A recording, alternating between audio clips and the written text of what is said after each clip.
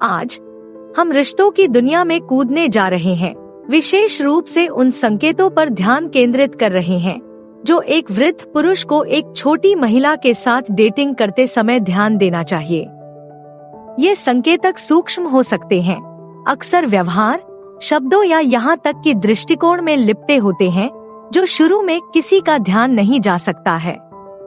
इस वीडियो के अंत तक आप इन लाल झंडों को पहचानने के ज्ञान से लैस हो जाएंगे, जिससे आपको अधिक जागरूकता और सावधानी के साथ अपने रिश्ते को आगे बढ़ाने में मदद मिलेगी। और मत भूलिए, वीडियो के अंत में हमारे पास आपके लिए एक विशेष बोनस टिप है। यह टिप सभी बिंदुओं को जोड़ेगी, एक आवश्यक सलाह प्रदान करेगी जो इन संकेतों पर आपकी प्रतिक्रिया के तरीके को बदल देगी। यह आपके रिश्ते की रणनीति को मजबूत करने में गेम चेंजर है। एक चालाकीपूर्ण व्यवहार को पहचानना। आइए जोड़ तोड़ वाले व्यवहार की दुनिया में उतरें। यह कुछ रिश्तों का एक सूक्ष्म लेकिन महत्वपूर्ण पहलू है और इसे समझना महत्वपूर्ण है। यह महत्वपूर्ण क्यों है? आइए ढूंढते हैं। किसी रिश्ते में हेरफेर काफी घातक हो सकता है। ऐसा तब होता है जब कोई व्यक्ति आमतौर पर अपने फायदे के लिए दूसरे के निर्णयों को प्रभावित करने या नियंत्रित करने के लिए भावनात्मक रणनीति का उपयोग करता है। यह किसी असहमति के बाद अपराध बोध पैदा करने या अपने कार्यों को प्रभावित करने के लिए पीड़ित की भूमिका निभाने जैसा लग सकता है। यह एक चेतावनी संकेत है जो रिश्ते में गहरे मुद्दों का संकेत देता है, लेकिन हेरफेर हमेशा बड़े इशारों या प्रकट नियंत्रण के बारे में नहीं होता है। यह बातचीत में बदलाव या आपको अपने निर्णयों पर संदेह करने जैसा सूक्ष्म हो सकता है। यह लगातार बदलती जमीन पर चलने जैसा है, जहां आप कभी भी निश्चित नहीं होते कि आप कहां खड़े हैं। मुख्य बात निरीक्षण करना है। क्या वह अक्सर आपको आपकी पसंद के लिए दोषी महसूस कराती है? क्या वह अपनी बात मनवाने के लिए पीड़िता की भूमिका निभाती है? ये ऐसे संकेत हैं जिन पर ध्यान देना चाहिए। याद रखें, स्वस्थ रिश्ते आपसी सम्मान और खुले संचार पर बनते हैं, भावनात्मक खेलों की नींव पर नहीं। इन जोड़ तोड़ वाले व्यवहारों के बारे में जागरूक होना विषाक्त गतिशीलता से बचने और स्वस्थ और संतुष्टिदायक रिश्ते को पोषित करने के लिए महत्वपूर्ण है। 2. अत्यधिक ईर्ष्या। आइए अपना ध्यान ईर्ष्या की ओर केंद्रित करें। यह एक सामान्य भावना है, लेकिन सामान्य और अत्यधिक के बीच एक महीन रेखा होती है। यह क्यों मायने रखता है? आइए इसे खोलें। किसी रिश्ते में थोड़ी सी ईर्ष्या कभी कभी अच्छी लग सकती है। इससे पता चलता है कि किसी को परवाह है, लेकिन जब ईर्ष्या बढ़ती है तो यह एक विषैले लक्षण में बदल सकती है।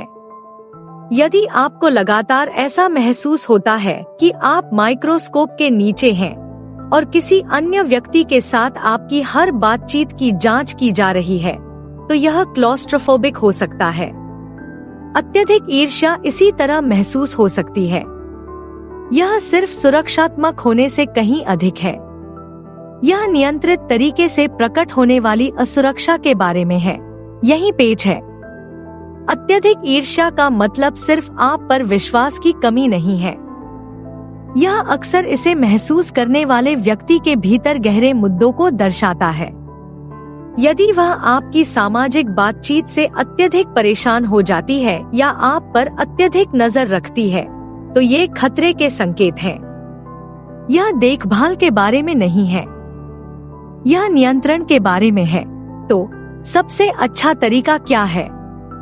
खुला संचार कुंजी है। इस बारे में बात करें कि उसे किस बात से जलन होती है और क्यों। इन भावनाओं की जड़ को समझने से उन्हें रचनात्मक रूप से संबोधित करने में मदद मिल सकती है। याद रखें, विश्वास एक स्वस्थ रिश्ते की नींव है।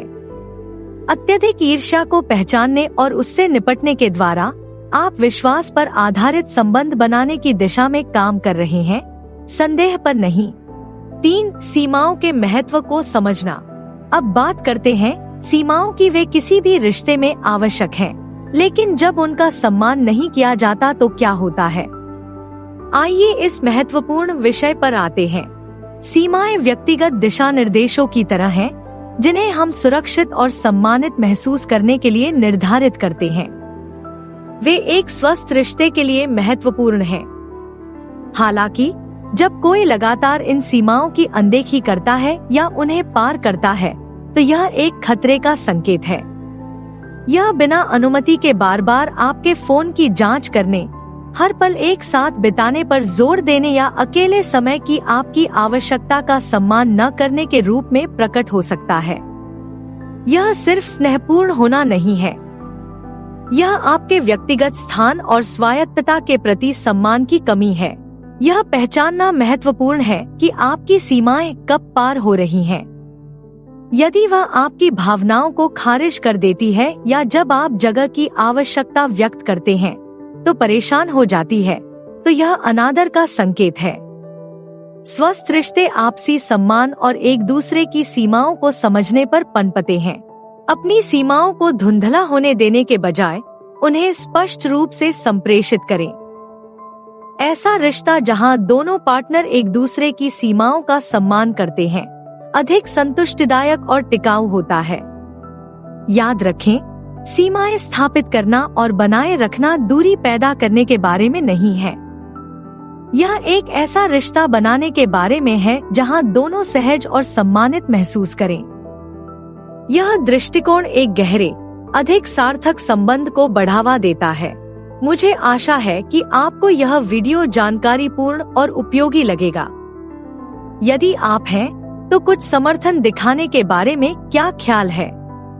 बस एक साधारण सा लाइक, एक टिप्पणी छोड़ना या उस सदस्यता बटन को दबाना एक बड़ा अंतर ला सकता है। इस यात्रा का एक अनिवार्य हिस्सा बनने के लिए धन्यवाद। 4 लगातार आलोचना और कमजोरी से बचना। आइए अपना ध्यान आलोचना पर केंद्रित करें और जानें कि यह रिश्तों को कैसे प्रभावित कर सकता है। प्रतिक्रिया देना और प्राप्त करना स्वाभाविक है, लेकिन जब यह स्थिर और कमजोर हो जाए तो क्या होगा? आइए इस पहलू का पता लगाएं। आलोचना, जब रचनात्मक हो, लाभदायक हो सकती है, लेकिन जब यह आपके कार्यों, विकल्पों या यहाँ तक कि व्यक्तित्व के बारे में नकारात्मक टिप्पणियों की निरंतर धारा में बदल जाता है, तो यह विषाक्त हो जाता है। यह सिर्फ सलाह देने के बारे में नहीं है, बल्कि यह आपसे आपकी योग्यता और निर्णयों पर सवाल उठाने के बारे में है। उस समय के बारे में सोचे जब जो उपयोगी सुझाव माना जाता था वह एक तेज प्रहार जैसा लगता है। यहाँ मुख्य बात उपयोगी प्रतिक्रिया और हानिकारक आलोचना के बीच अंतर को पहचानना है। यदि वह अक्सर खामियां निकालती है या आपकी उपलब्धियों को कमतर आंकती है, तो यह रचनात्मक नहीं है, यह नुकसानदेह है। यह आपके आत्मसम्मान को ठेस पहुंचाता है और आपको रिश्ते में कम महत्व का महसूस करा सकता है। लगातार आलोचना से परेशान होने के बजाय ऐसे माहौल को बढ़ावा देने पर ध्यान केंद्रित करें, जहां आप दोनों नकारात्मकता के बिना चिंताओं को व्यक्त कर सकें। संचार आपको ऊपर उठाना चाहिए, नीचे नहीं लाना चाहिए। इस मुद्दे को संबोधित करके और अधिक सकारात्मक और सहायक दृष्टिकोण की वकालत करके आप एक स्वस्थ, अधिक सम्मानजनक रिश्ते का मार्ग प्रशस्त करते हैं। याद रखें, हर कोई ऐसी साझेदारी का हकदार है जहां उन्हें सराहना और महत्व महसूस हो। 5. भावनात्मक परिपक्वता की कमी का पता लगाना। आइए भावनात्मक परिपक्वता पर ध्यान दें, जो किसी भी रिश्ते का एक महत्वपूर्ण तत्व है। इसके गायब होने पर क्या होता है, हम इसका पता लगाने वाले हैं। भावनात्मक परिपक्वता सिर्फ उम्र के बारे में नहीं है, यह इस बारे में है कि कोई व्यक्ति अपनी भावनाओं को कैसे संभालता है, संवाद करता है और संघर्षों का समाधान करता है। इसकी अनुपस्थिति में आप आवेगपूर्ण व्यवहार, असहमति को बढ़ाए बिना प्रबंधित करने में असमर्थता या छोटे मुद्दों पर अत्यधिक प्रतिक्रिया देख सकते हैं। ये भावनात्मक अपरिपक्वता के स्पष्ट संकेत हैं और रिश्ते में खटास पैदा कर सकते हैं। उन स्थितियों पर विचार करें जहां एक छोटी सी असहमति पूर्ण बहस में बदल जाती है या जहां शांत चर्चा दुर्लभ होती है। ये भावनात्मक अपरिपक्वता का संकेत देने वाले लाल झंडे हैं। किसी ऐसे व्यक्ति के साथ स्थिर, स्वस्थ संबंध बनाना चुनौतीपूर्ण है जो भावनाओं को संभालने और प्रभावी ढंग से संवाद करने में संघर्ष करता है। इन संकेतों को पहचानना बेहद जरूरी है।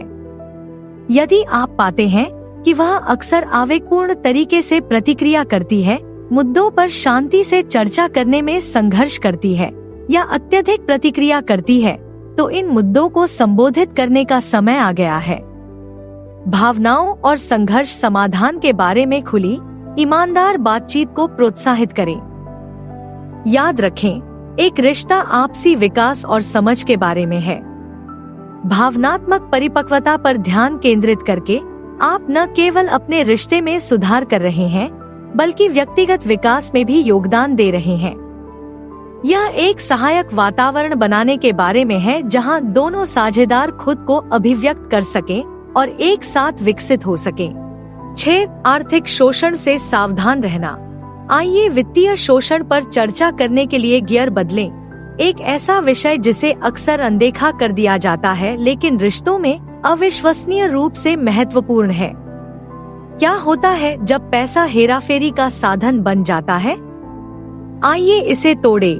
रिश्तों में वित्तीय शोषण सूक्ष्म फिर भी प्रभावशाली हो सकता है। ऐसा तब होता है जब एक साथी दूसरे को साथी के बजाय वित्तीय संसाधन के रूप में देखना शुरू कर देता है। यह पैसे के लिए लगातार अनुरोध, नियमित रूप से असाधारण उपहारों की अपेक्षा या वित्तीय निर्णयों में आप पर दबाव डालने में प्रकट हो सकता है जो केवल उसे लाभ पहुंचाते हैं। यह एक ऐसी स्थिति है जहां देने और लेने का पैमाना असंतुलित हो गया है और एक तरफ झुक गया है। उस समय के बारे में सोचें जब वित्तीय सहायता का अनुरोध बहुत बार किया जाता है या जब आपकी उदारता ही मुख्य आकर्षण लगती है। यह सिर्फ जरूरतमंद होना नहीं है, यह वित्तीय उत्तोलन को नियंत्रण तंत्र के रूप में उपयोग करने का संकेत है। यह पहचानना महत्वपूर्ण है कि कब उदारता को हल्के में लिया जा रहा है या जब वित्तीय अपेक्षाएं एक तरफा हैं। वित्तीय शोषण को संबोधित करने में पैसे के बारे में स्पष्ट सीमाएं निर्धारित करना और समर्थन करने और लाभ उठाने के बीच के अंतर को समझना शामिल है। वित्त के बारे में खुली चर्चा रिश्ते में इरादों और अपेक्षाओं को स्पष्ट कर सकती है।